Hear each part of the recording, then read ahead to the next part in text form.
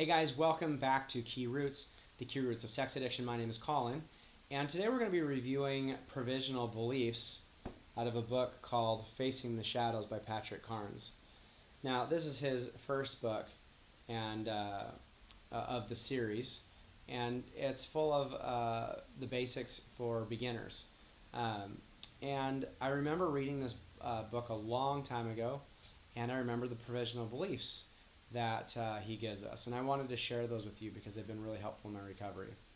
So first provisional belief, it reads, "For the time being, you may not be able to trust your own perceptions." Now, what does that mean for me?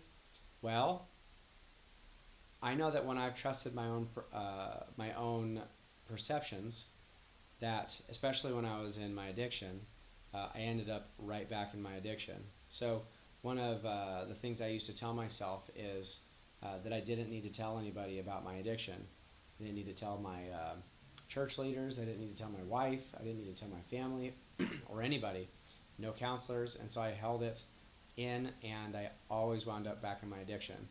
So my own advice to myself really sucked. So you may be doing the same things. And I've learned more about that even later in my recovery, even recently, that sometimes my perceptions are not the best. Second provisional belief. For the time being, you will have to trust that you have been damaged far more than you know. Also, remember that time in recovery can work wonders in repairing this damage and in helping you become the person you are meant to be.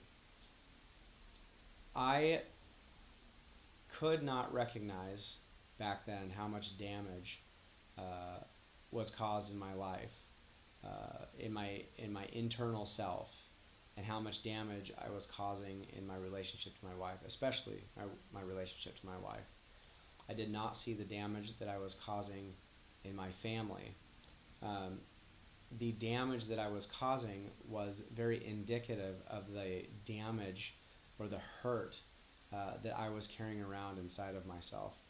And I don't want to say that I'm healed now, but I can look over the years and see how much progress I've made, and I can recognize better now than I could then that I was a pretty sick guy.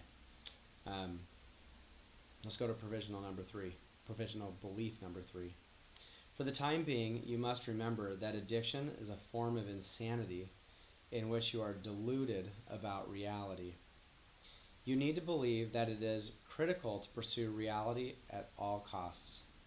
The only way out of this insanity is to tell those who are helping you all that has happened. Then they can support you in reclaiming reality. You must do this without minimizing or omitting awkward details. And you may not make private deals with yourself about holding things back. Anything less than full disclosure lowers the probability of your recovery. So,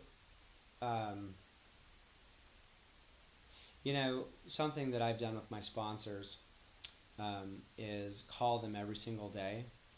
And most recently, I've learned how to talk about all the difficulties in my life, and I don't let anything pass by. I don't keep any of it inside of me. The reason that I do that is because when I speak about it, I get to evaluate it myself first, and second of all, my sponsor gets to give me feedback that I just can't see myself. And therefore, he helps me to see reality, and when I can see reality, I can follow through with it, experience it, and I guess feel in my body and in the experience what it's like to live in reality rather than escape. Now, for me, when I live in reality and other people help me to live in reality, my life ultimately goes better. Let's go to the last provisional belief here. For the time being, you must allow people to care for you. Do this even if you do not feel that you deserve anyone's love or care. You are important. valued, and appreciated in ways that are hard to accept right now. This means you must follow through on what is asked of you. 2. Surrender control of your life to those who can care for you better than you can care for yourself at this time. So, in a way, I kind of talked about this already in the previous provisional belief. I talk about everything with my sponsor.